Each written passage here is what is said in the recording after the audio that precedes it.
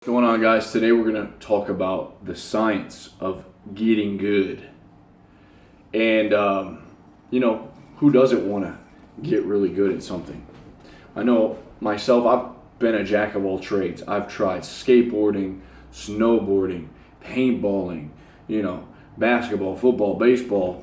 I've even tried yo-yoing. And a few years ago when I started yo-yoing, I was like, wow, that is really cool. I want to get good at that. So what happened is, I started learning. I learned the basic mount right there. And then from there, I learned another mount. And then from there, I started doing all this cool stuff.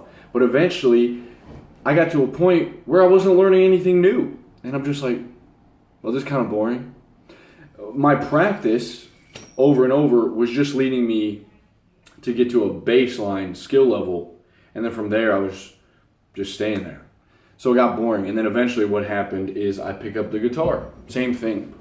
I think many people can relate to this one. I started and I learned 4 chords. So I learned my C, I learned A minor, E minor, and G. That's it. Okay, now I know a few more, but I put it down for a while, eventually picked it back up. I think maybe I had a good night's sleep, had a little bit of willpower. I was like, I'm going to pick my guitar back up. And so I went on YouTube and I learned this scale.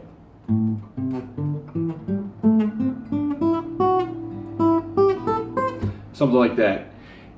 So from there, it unlocked something new. And once it unlocked that, I was like, I really don't want to practice that. That's all that you can do though, with everything in life. You get the basics down. Once you learn the basics, you have to open up your mind to new concepts. And I know it seems bloody simple, but what ends up happening is once you learn that new concept, now you start back pretty much at being a complete noob.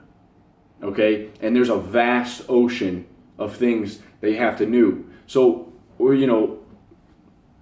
psychologically, it is not fun for the ego to be a complete noob in whatever you do. So most of us, in every area of our life, we stay continuing to play those 4 chords. And then what ends up happening is we get stuck in groups, in echo chambers, in this group think that sort of reinforce a way of thinking. And I'm not saying just playing an instrument or picking up a skill toy or playing a video game. I'm saying in life, building a business, your body, your physique, your relationships, how we view the world. We just hear the things that we're so used to hearing. We never have new concepts coming in, opening up new ways to practice. So 2 things when we go into practice, what I've learned is that you got to get the basics down and you have to go in with a mindset that I'm going to deliberately practice fixing my mistakes. So if you're having a trouble transitioning from C to A minor, then you just got to keep doing that until you get it down smooth as butter.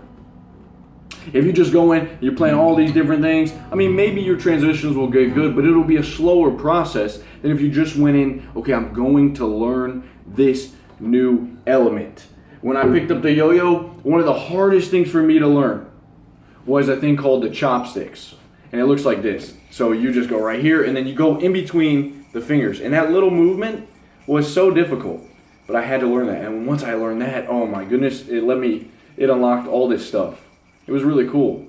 But it took practice, it took a lot of willpower, it took focus instead of me just picking up the yo-yo and just doing all this crazy stuff.